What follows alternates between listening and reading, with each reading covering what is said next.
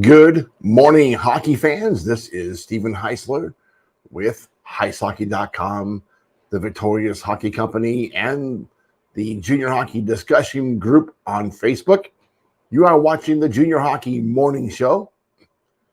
We are on the World Sports Broadcasting Network, WSBN.TV, Facebook, Twitter, YouTube, your cell phone, your iPod, iPad. Can't watch on an iPod, I guess, can you? You can listen on an iPod. Today is Thursday, April 6, 2023. Today's topic, the North American Hockey League South Division. I'm a little concerned tonight. My beloved Maple Leafs take on the Boston Bruins. For some reason, usually I get pretty excited for that matchup. This year would be an exception. Boston's a dang monster. I don't know what about Boston I do like. I do like the Boston Junior Rangers and what Rich is doing over there. That's probably about it. Not a Patriots guy, not a Bruins guy. Can't stand the Celtics. Boston College, BU, no thank you. I mean, I really have lost nothing in Boston. But I do like Rich's Boston Junior Bruins. EHL champions again. That's good. But as far as, Boston Junior Rangers, as far as the rest of Boston is concerned, no thank you. Today's topic, South Division. 3 of the 4 playoff spots are secured in the NAHL South Division. Oklahoma gets the regular season championship banner, while Lone Star and Shreveport are in a dogfight for second place and third place. Then we have the mess in the war for fourth. New Mexico is currently holding down that spot, with both Amarillo and Odessa still in contention. Welcome to the South. Oklahoma Warriors are 42-12-1-1, 86 points. Garrett Roth and the Warriors clinched the regular season championship over the weekend despite earning just a single point in overtime loss while getting swept at home by Shreveport. If that's not backing up the on-ramp, I don't know what is. The banner is theirs and no one has taken it down. Congratulations, Oklahoma Warriors. El Paso visits this weekend with malicious intentions. Can the Warriors stand on the pedal long enough to get through the regular season? I think Garrett's kind of backing off a little bit. Don't back off too much, buddy. Dan Walfong is watching. Everybody is watching. You back off the intensity a little bit before the playoffs. Might not be able to hit it again. Speaking of Walfong, Brahma's up 35-13, 3-5, 78 points. Dan Walfong's Brahmas picked up 3 points from the 3-game series at Odessa and now have to face the reality that the best they can do is second place in the division. None of that will matter if Lone Star manages to emerge from the divisional playoffs and advance to the Robertson Cup. Something I feel they have a very good chance of accomplishing. The Brahma bus rolls to Amarillo this weekend. Number 3, Shreveport Mudbugs. 34-15, 2-5, 75 points. 3 points behind Lone Star. Jason Campbell and the Mudbugs are the hottest team in the NAHL right now with 9 wins in the last 10 games. That road sweep at division-leading Oklahoma sends a clear message that old Soupy has his bugs a-boiling. The Ice Rays visit Georgia's Pound this weekend for the regular season home finale. Number 4, New Mexico Ice Wolves, 31-22, 2-1, 65 points. Phil Fox's Ice Wolves left themselves a bit exposed after Friday's embarrassing 6-1 loss at El Paso. Saturday's 1-0 win was not too impressive either. A relatively desperate Odessa group visits Albuquerque this week with their own playoff chances on the line. Will the Ice Ray Wolves Ice, too many wolves, too many ice around here. Will the Ice Wolves be ready? Amarillo Wranglers are 30-23, 2-1, 63 points, just 2 points behind New Mexico. Harry Mahood's Wranglers picked up the easy road sweep at Corpus Christi, moving themselves to within 2 points of fourth place New Mexico. The Brahmas visit this week and will do whatever possible to wreck Amarillo's playoff hopes. Yes, the Wranglers better be ready. Lone Star doesn't want to lose that second spot, so they're going to come to Amarillo loaded for bear. Number 6, Odessa Jackalopes, 28-25, 1-2, 59 points.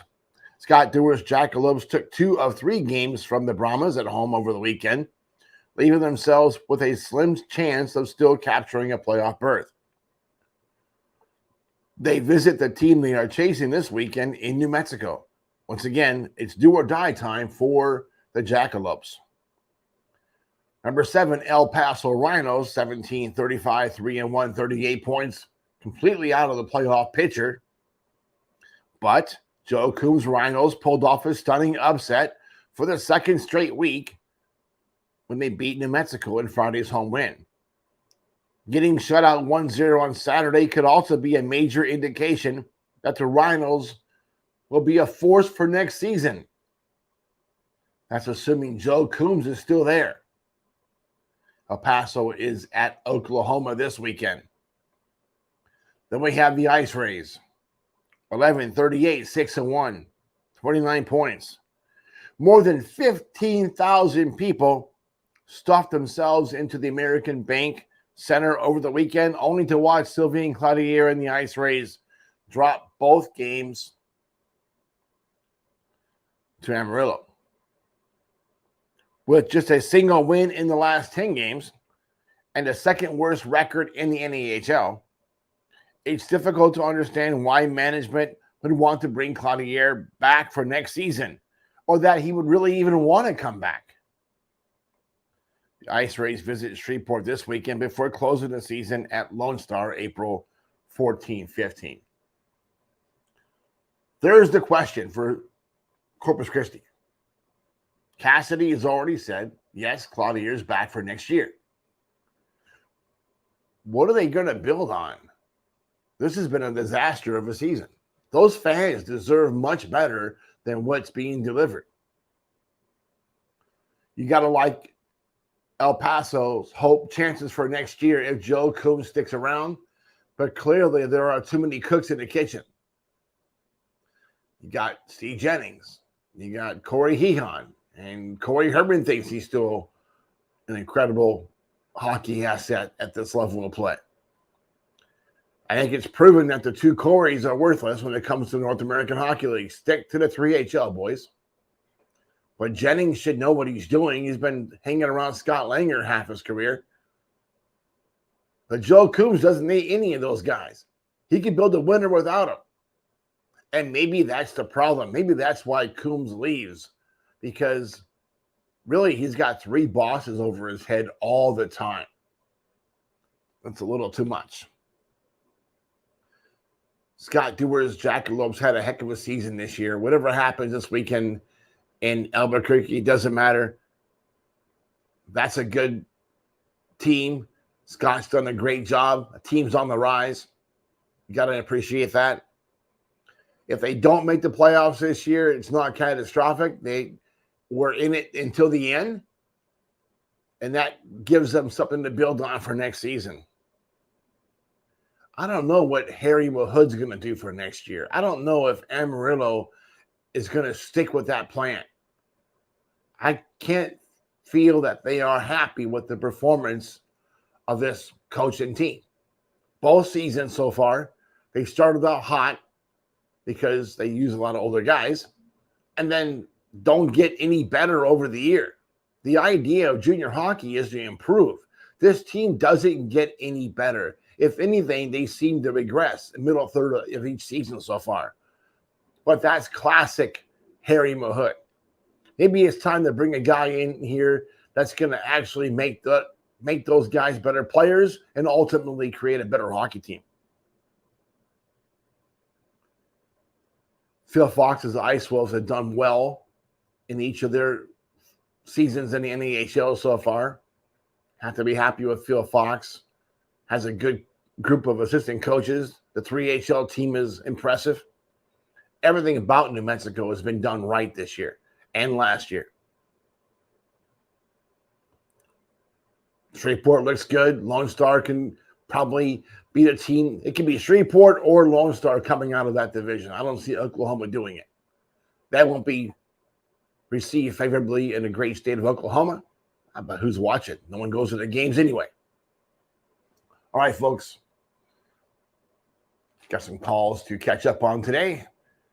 Live show. It's actually the real thing today.